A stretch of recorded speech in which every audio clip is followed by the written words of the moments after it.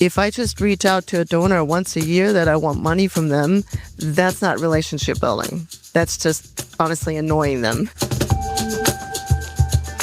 Welcome to the Nonprofit Fundraising Exchange, a podcast from IPM Advancement. We believe strong nonprofits can change the world, and at IPM, our job is to make sure your organization is one of them. With each episode, our goal is to bring you insightful conversations with thought leaders from across the nonprofit sector. Are you ready? Let's go. Hello, listeners. I'm Curtis Schmidt, the producer of NPFX. I'm here with Melissa Cowley Wolf, who is launching a new interview series for us today on nonprofit leadership. You may recognize Melissa's voice because she's been a guest on the podcast several times, as recently as last season. And if you enjoy her interview today, I recommend going back and checking out all of her past episodes. We'll link to them in the show notes. Hello, Melissa. Hi, Curtis, and hi to all the NPFX listeners. I'm so excited to start this series with you today. Awesome. We're excited too. Now, before we get to your interview, can you give a little context for listeners? What inspired you to want to do an interview series on nonprofit leadership, and why now? Great question. But first, I want to thank you and Russ and the IPM team for sharing this platform and continuing to promote conversations like this that the nonprofit sector urgently needs to hear. So to answer your question, in my work as an executive coach and also as a strategic advisor to nonprofits, I am convinced now more than ever that everything comes down to leadership. Mm-hmm. That is essential to building the donor relationships and the organizational stability that is required to achieve our missions. Yes. And right now, I see several things intersecting that make grounded leadership especially important. Okay. First, leaders and operating models are being stress tested like never before. The old playbooks no longer work. Certainty is gone. And so the pressure to lead with clarity, credibility, and purpose just feels relentless and can cause a lot of stress. Second, we're seeing what I call a generational management rupture. We're seeing the pending large-scale retirements that are coming at staff and board levels, the boomer generation exiting the workplace and the governance of our organizations. And with that, I'm seeing a lack of succession planning and a lack of investment in leadership development for the next generation of leaders. I'm also seeing vastly different generational attitudes regarding careers and our workplaces, how we work, where we work, and essentially why we work.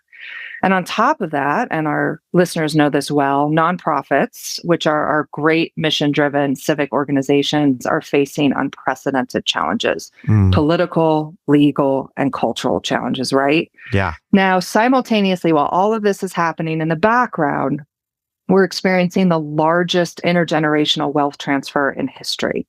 Trillions of dollars are moving across generations, along with power, influence, and really expectations. The next generation is going to do things very differently. And so organizations feel the pressure to shift how they communicate with audiences, with donors, and prepare for this future.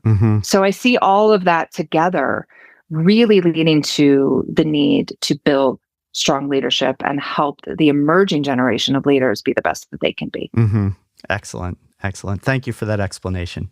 So tell us a little about your first guest and why you wanted to start the series with her. How does she fit into this context that you described? Yes. So joining me to launch the series is executive coach and leadership strategist Daniela Bryan, who helps senior leaders in nonprofits and purpose-driven organizations lead with clarity. Daniela is known for her stop doing approach. It's a method that sharpens judgment by identifying the habits that leaders must shed to strengthen their culture. I love that. Well, listeners, if you're feeling the pressures of leading a nonprofit, or if you support a leader who's struggling, this conversation is for you. Take it away, Melissa. Welcome, Daniela. Thank you for joining me today. Thanks for having me. Glad to be here. I'm so happy you're here. I love chatting with you. And full disclosure for our listeners, Danny was my coach, and she's always sitting on my shoulder in everything I do. So I'm so grateful to be in this discussion with you today and always, and to provide a platform for you to share your wisdom with others. So thank you. And let's get to it. Much appreciated. Thank you, Melissa. So, from your work coaching nonprofit leaders, what do you see as the most pressing challenge right now? And why is it so critical that this challenge gets addressed?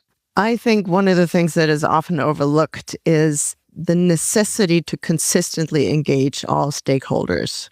I see so many times where people, nonprofit executives, they either focus on the mission because they were drawn to the mission. That's why they became the non-exec leader. Then they forget the donors or ignore the donors for much of the year until the annual giving campaign starts in December or whenever, or they ignore the board.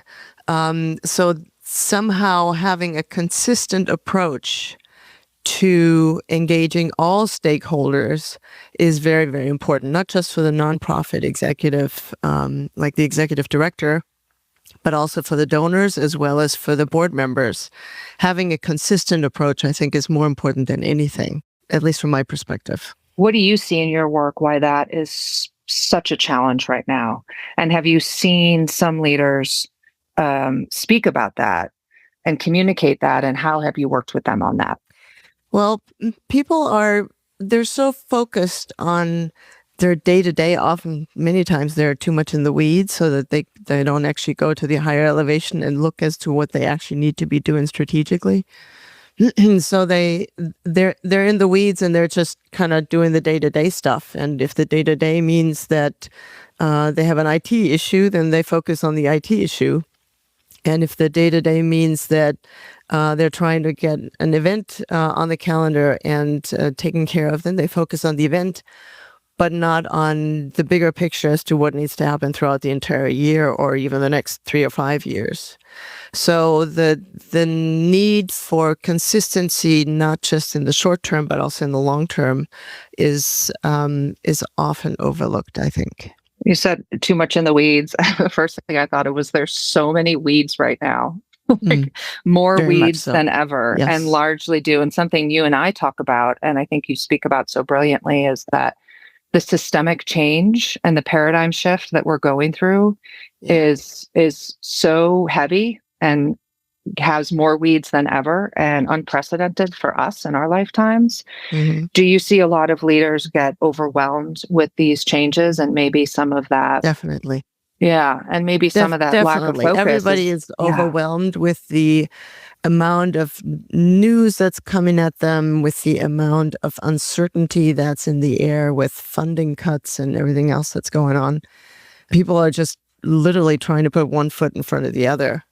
And much of it, much of the action is out of fear, of not getting enough funding or not having. Even yesterday, I was talking with an executive director. She doesn't even make a sustainable living with the executive director job she has. She just took on a second job in order to make a living. I mean, yes, we are in California, and California is expensive. We know that, especially at the coast. But if the executive directors can't make a living, then we shouldn't be surprised if they literally just try to do the bare minimum in order to get by. And having all that fear-based action is just, it's not conducive for long-term thinking and for sustainable engagement with donors and board members and the community at large. And that goes back to something we've talked about a lot, which is the scarcity and abundance mindset, and how to cultivate an abundance mindset when scarcity is in the news every day. Mm-hmm. In so many ways. It takes a lot of focus and a lot of practice of groundedness to be able to do that. You mentioned the big challenge, the necessity to consistently engage all stakeholders. Talk a little bit about relationship building and the necessity of that in order to engage the stakeholders of genuine relationship building, which is at the core of all the work that leaders have to do in the nonprofit sector, internally, externally, and without authentic relationship building, we can't build donor trust, which leads to us being able to fund our institutions and carry out our mission. How do you see leaders right now vis-a-vis relationship building and how they're taking that on? It's absolutely essential. And there's a big shift happening, I think. If you talk to people my age, I mean, I've been around the block for a little bit here, we all grew up with networking and in-person and face-to-face and telephone conversations for relationship building with donors, with partners, with everything else, with everybody else. But there's another generation that's not so used to that. And I recall a conversation I had with a client last year, much younger, so next generation, and she didn't even know how to have conversations with donors or how to actually build a relationship with a donor base. I mean, we literally talked about invite them out for coffee. It's like that doesn't seem to be so difficult for somebody from my generation, but the next generation wants to do it all on social media or via email or digitally, whatever. That's not how you build relationships. Relationships are one-on-one, maybe in small group settings, but really on a very personal level. And that's why I come back to the whole consistency thing. If I just reach out to a donor once a year that I want money from them, that's not relationship building. That's just honestly annoying them. And we really need to get to a place where we consistently build relationships over time, both in the digital space as well as in the in-person space, through events, through phone calls, through any kind of engagement and interaction that we can possibly do. Mm-hmm. Now, that's time-consuming, and it's also it takes bandwidth. And coming back to what you were saying in terms of abundance and scarcity, you have to have enough space in your day-to-day life in order to even think about, okay, who do I need to reach out to? How can I engage people? How can I build those relationships that are crucial down the road? Well said. Really well said. And those... I want to actually, if you don't mind, I want to give an example of something that I was made aware of last night, actually, and it just honestly blew my mind. Please. There's a local newspaper here. It's called Monterey County Weekly, and they started a fund in the year 2000. And because they consistently, through the newspaper, inform people about what nonprofits are locally engaged and what nonprofits are doing what on an ongoing basis, they now have an event or an exercise, basically at the end of the year, end of year giving. It's called Monterey County Gives. And since 2000, they have raised $100 million because there was a newspaper that was informing about what the nonprofit organizations are doing and consistently communicating about it. And it benefits the nonprofits because, of course, they get a cut, they get matching funds, they get all sorts. I mean, they get all that money. It doesn't benefit the newspaper. It benefits the nonprofits locally, but the newspaper is communicating about it. And I think that's just such a perfect example of how to consistently get the message out there and build those relationships. Monterey County Gives is, honestly, it's the easiest way to give in this county. It's super simple. That's a great example. And I want to dig into a little bit more about that as we move along, because it's a great example of partnership, right? It's a great example of partnerships that can be leveraged in the community. They're probably a light lift for organizations, and the return on investment is huge. Yeah. I think the underlying theme today might be consistency, and consistency takes time and it requires prioritization. Mm-hmm. And it's so hard to prioritize in a time of such chaos. So we spent some time laying out the challenges, and now, given these challenges, where do you see the biggest opportunity for nonprofits to strengthen their organizations through healthier leadership development and culture? Well, we already talked a little bit about relationship building, which of course that's an ongoing, that's a mindset thing that needs to be in place, I think. So you can never have too good of a relationship. So keep working on the relationships one way or the other. But something that often gets overlooked, I think, are the systems in place. A lot of nonprofits don't have the systems in place to actually do a consistent engagement with donors, with board members. It's always a one-off kind of thing. And that makes it so much harder because you have to rethink it and reinvent the wheel all the time. So any kind of digital systems, from a CRM system to systems of partnership, as I just described with Monterey County Gives, as an example. So anything that you can systematize and almost automate, that it automatically comes up. Maybe even a newsletter. I've had my business for 25 years, and in those 25 years, I've written a newsletter every single month. And some people say, well, it's not enough. You need to do it twice a week. It's like, no, but with everything else going on, I can be consistent with once a month. And I just this week had somebody tell me that she has kept every single one of those over 25 years. That's consistency. That's what I'm talking about. And it doesn't matter if it's a small business like my coaching business, or if it's a nonprofit.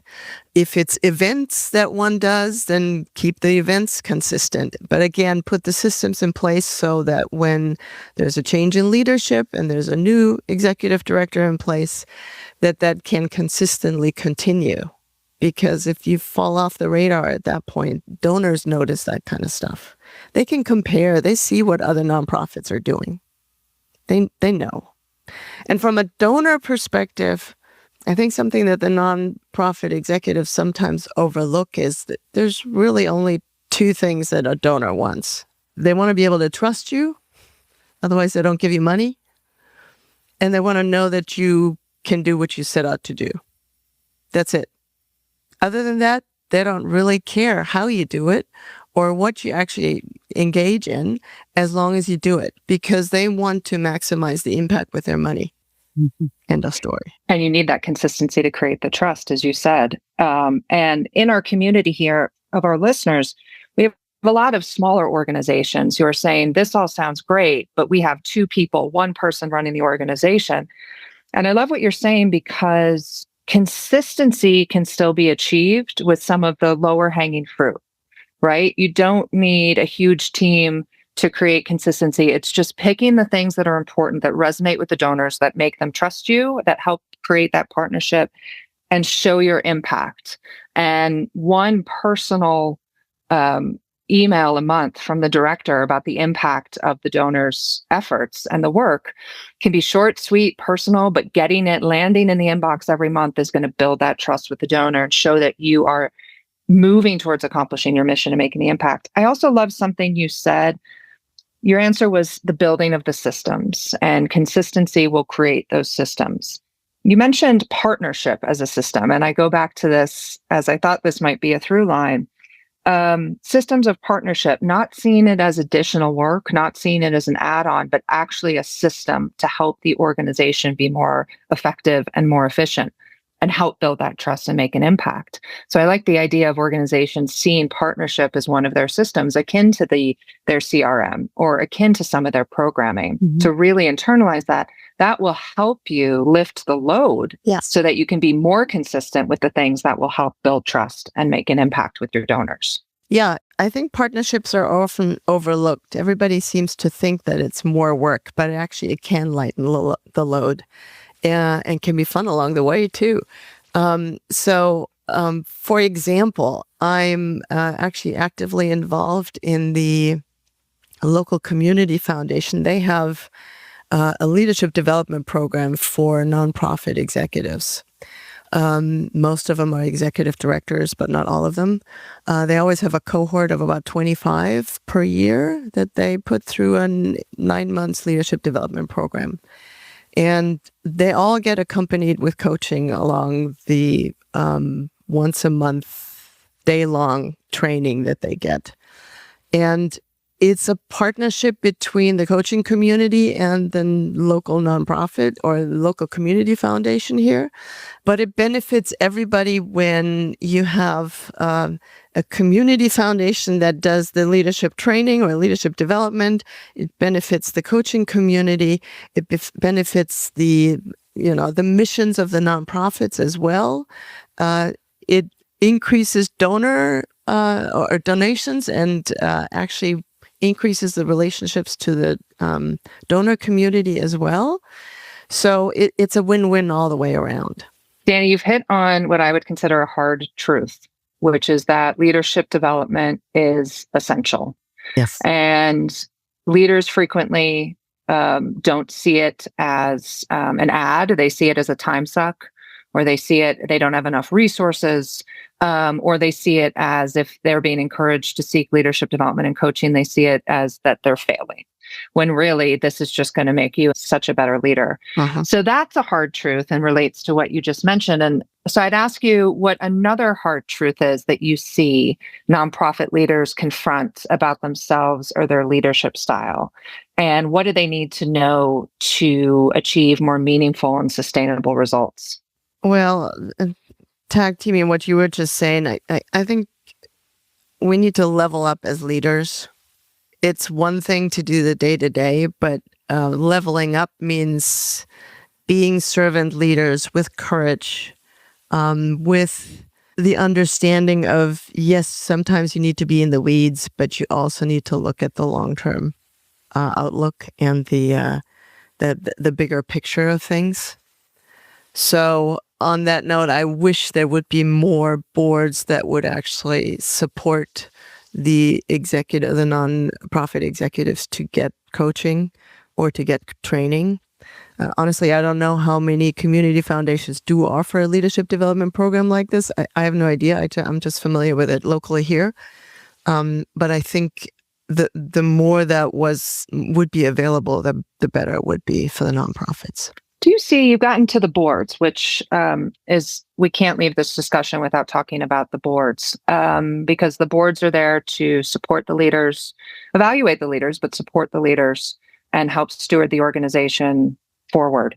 Leadership development coaching and coaching in general is much more rampant in the corporate sector. That could be because of budgeting. That could be because at the end of the day, they see the facts that leadership development leads to an increase in the bottom line. It's a different ethos and a different way of living in the nonprofit sector, but we still need this development.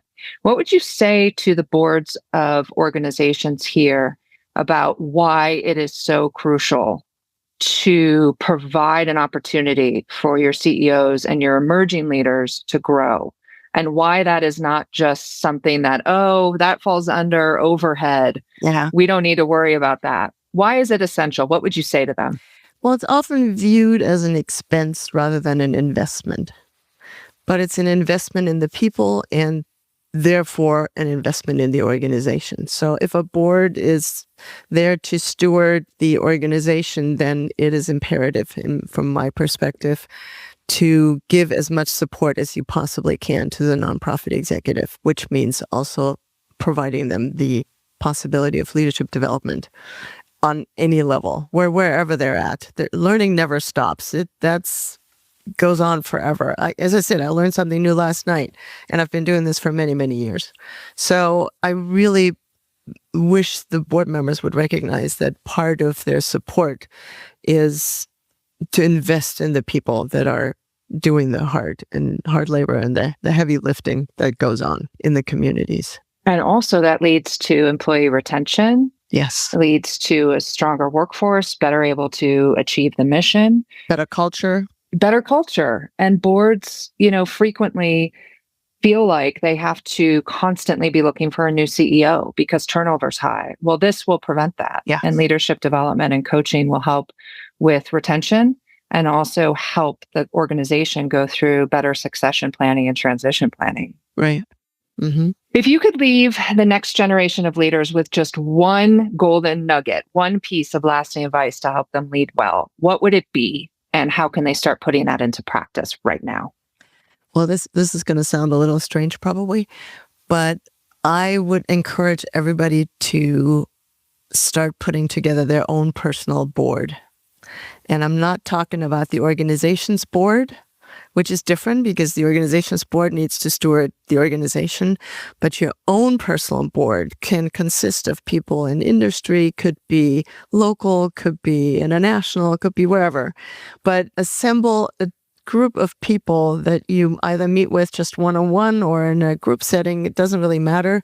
But people that you can bounce things off of. And you could have a coach as part of that board, but it doesn't even have to be, but have a trusted group of people that will tell you when you're veering off the path. And it's so important to have that without the agenda of trying to do right by the organization, but in terms of your own personal development. I would highly, highly recommend that to anybody, not just in the nonprofit world, actually to everybody. You recommended that to me years ago when you were coaching me. And that personal board that I put together is still my personal board. It's grown and changed. But those are the folks that I can go to where I know can be honest in a cone of silence. They're not my bosses. Yeah. They're not evaluating me, but they are mentors. I've created peer networks out of this. And in a moment like we're in right now, that mentorship and the peer networking is so important. And as you know, because your company is called Lonely at the Top, and it is very lonely at the top. Indeed. And it's not so easy to speak with the people who are paying us and do our annual reviews. So it makes the entire ecosystem stronger for folks to seek out those networks. That's wonderful. Yeah. So we've talked about challenges and opportunities and advice, ending on the note of hope and success stories. I'm wondering if you can share a story or an example of a trend you've observed or something you've seen as a model. For instance, a project or an initiative that's made you think that right there, that is the future of philanthropy and leadership in action. Well, I want to come back to actually the Monterey County Gives example. It's one thing to give money, but if you can actually multiply that, then the impact is even greater, which is what we all want, right? To have X amount of dollars go further. So not just thinking of our donors as people that provide the funds, and it doesn't matter if that's the government or if it's individual or private donors, but also as an opportunity for them to actually raise funds themselves to actually give more. So there's, I know this sounds a little bit vague at this point, but I think there's more to be explored, especially considering that we have the greatest transfer of wealth happening right now. And I think if we needle the generation that is now retiring and figuring out what to do legacy-wise and so forth, if we can actually tap into them as a resource of, okay, how can we rethink philanthropy in a different way? I've been a lifelong philanthropist, and I've tried everything from raising funds for the church. When I grew up, for the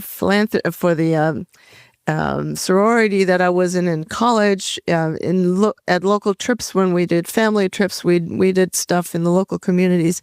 There's so many different ways of giving, both in time and talent as well as in money. And I think there's an opportunity for us to rethink how we do it in a more impactful way. And I'm not saying I have the answer to it, but I'm exploring it from every angle at this point, and I hope everybody else does that too. I think that's a great note to end on. Danny, what a wonderful conversation. If listeners want to continue the conversation with you, what is the best way for them to reach you?